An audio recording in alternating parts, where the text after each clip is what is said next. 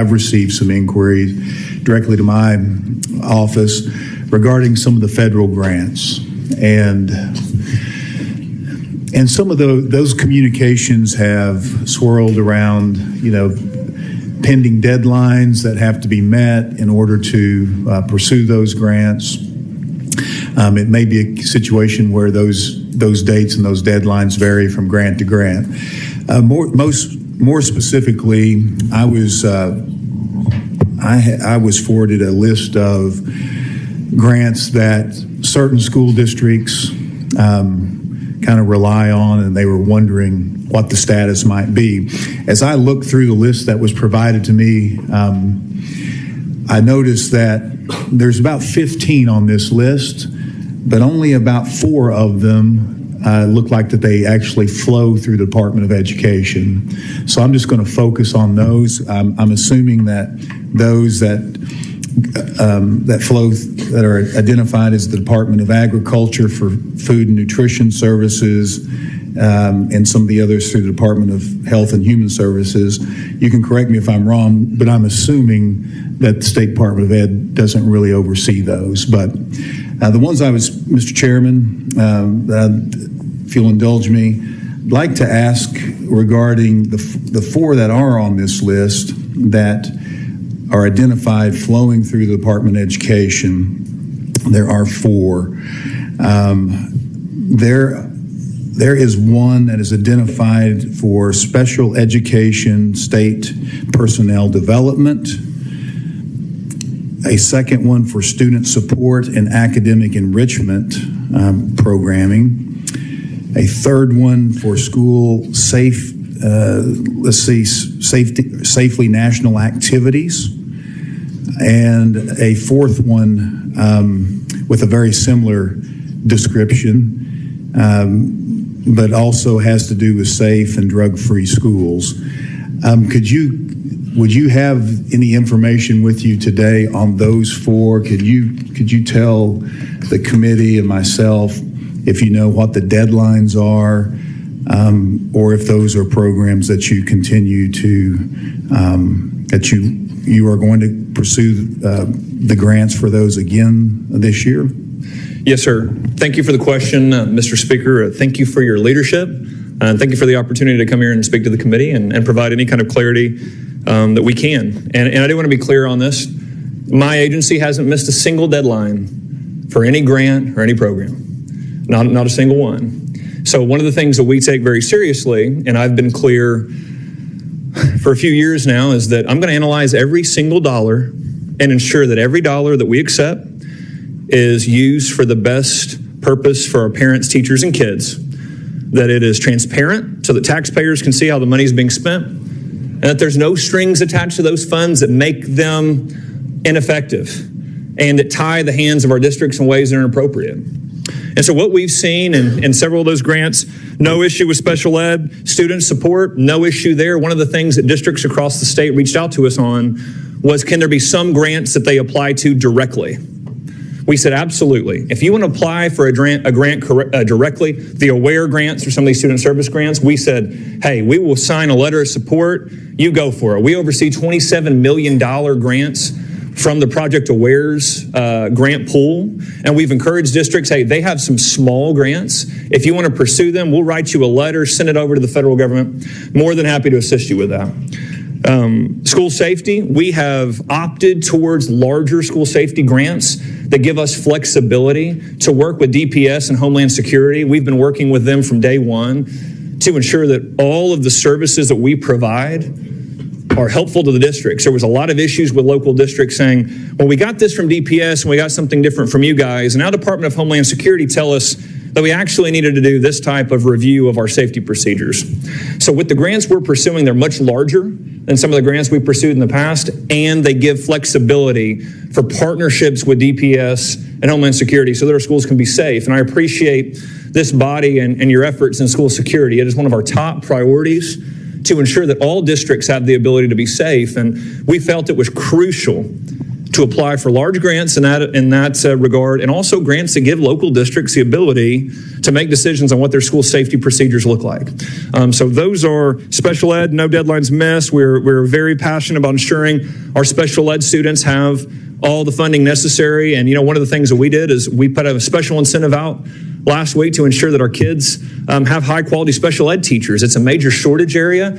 I started off as a special ed teacher for my first 5 years in the classroom, and it's crucial. It is absolutely crucial that we've got great special ed teachers in the classroom. So these are all programs we have absolutely pursued. Again, we've gone after some larger grants than the previous administration had in the past, and these are programs that we feel like are very important for the state of Oklahoma. Mr. Speaker, you're recognized for follow-up. Thank you, Mr. Walters. I appreciate that. And in the event that my assumption is wrong, if I could read a few more of these. Absolutely, and yes, sir. If you'll take note, if there's any objection on them, I'd like to know about them. But in the event that the food and nutrition programs do, or some of these others flow through the State Department of Education, any problems with pursuing child nutrition, discretionary grants, fresh fruit and vegetable programs. Once again, I show 5 different grants that the department has pursued in the past for nutrition. There is also one tag through the Department of Defense, which is Troops to Teachers grant, I would assume is security. And the last 4 have to do with substance and abuse and mental health services. And the very last one, improving student health and academic achievement through nutrition projects. Yes, sir. And thank you for the question, Speaker. And this is something that we feel passionate about, is ensuring that we have the ability to provide the supports needed for our kids in these areas. Representative Curbs, I saw him in here earlier. We met with him early on about how do we ensure that these child nutrition dollars and these grants are being pursued. There were some issues under the previous administration, and which, again, I'm going to be real direct. It was an absolute dumpster fire when we got to this agency. Joy Hoffmeister had ran this administration, this agency into the ground. And what we started doing very quickly was ensuring there would be accountability for every dollar spent. We wanted to ensure that there was proper oversight, and we wanted to ensure that you all, the public, could see how every single dollar was spent. So we have moved actively to audit, reorganize, restructure the organization so that the proper oversight would be felt. And again, we have organizations like the Teachers Union that have gone out there and spread all kind of lies about what's going on in the agency. Every time I meet with superintendents, which I do every single week, I had an all call with every superintendent, made it available to every superintendent of the state 2 weeks ago, and said, hey, anyone has any issue with any program, here's my cell phone number, let me know anytime.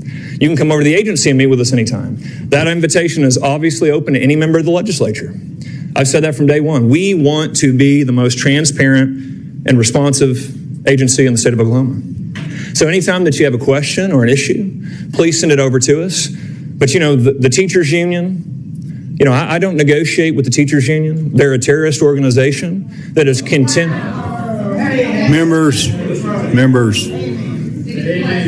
that has continued to spread misinformation around the state and lie about our administration. So, Speaker, my goal has always been to provide transparency, truth, and be very, very open and honest with every single program and everything that we're doing. And so I hope every member knows we have an open door policy. Anytime they can come to our agency, they can meet with me and any division head. We can talk about any program, any initiative you want. We will do a deep dive to ensure that taxpayers know where every dollar is going and why we've made the decisions we've made.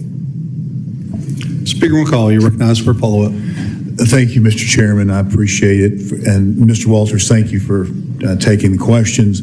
I guess in closing, in the spirit of transparency, if there are any of these federal grants that have been pursued in the past that you determine you're not going to pursue, will you be publishing a list of those potentially, and a reason for not pursuing those? We'll be very open with any decision in the agency. And again, like I said, we've already pursued multiple grants that the previous administration did not. And for whatever reason, I'm not sure.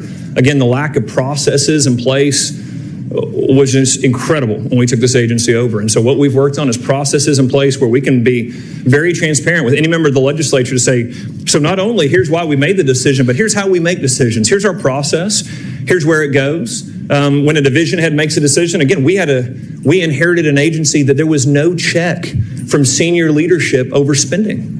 There were literally 42 people who could make their own decision making in regards to spending without being checked by anyone above them in the agency. And that has stopped.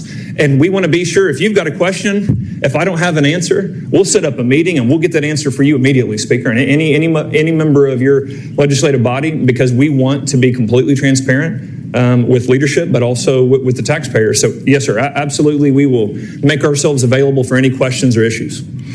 Thank you, and I do think that would be helpful if those lists were published. Mr. Chairman, thank you.